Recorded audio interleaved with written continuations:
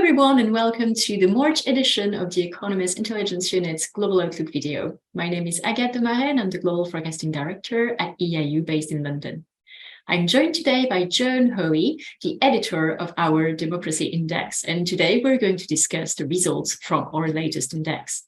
So Joan, let's start with a scene-setting question for you. In a nutshell, what are the main takeaways from our latest Democracy Index?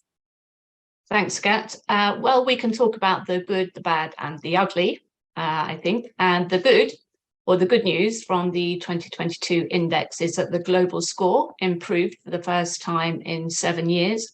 So it's the first improvement since 2015. So that's good news. And what we saw was that 4 of the 7 regions improved their score last year. We saw 3 countries being reclassified as full democracies. That was Chile, France, and Spain, which moved up from the flawed democracy category to become full democracies, mainly because of lifting of pandemic-related restrictions on individual rights and civil liberties.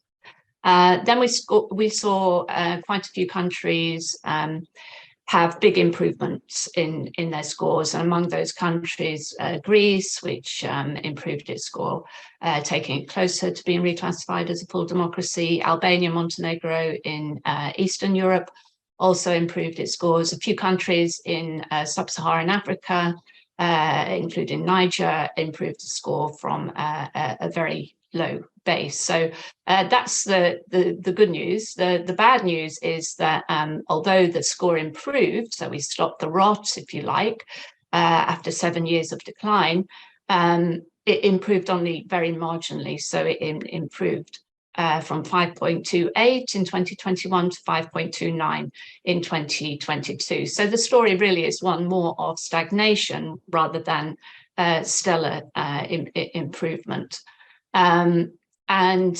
Several countries had big regressions in their scores. 2 regions also had a deterioration in their score. That was the Middle East and North Africa and Latin America. Asia stagnated and the other regions improved.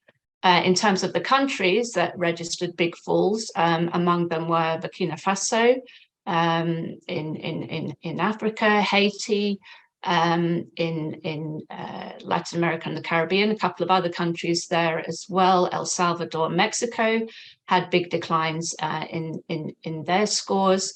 And also in the Middle East and North Africa, we saw Tunisia, Iraq, and Jordan have big falls in their scores. So that's the good, the bad. And the ugly, that unfortunate accolade goes to Russia, which was the country which recorded the biggest deterioration in its score in 2022 for obvious reasons. First of all, because of its unprovoked war of aggression against Ukraine, and then its harsh crackdown and state repression against dissent at home. So a very big picture for democracy in Russia. And in the report, you wrote a brilliant essay titled Frontline Democracy in the Battle for Ukraine. Why do you think that everyone should care about Ukraine?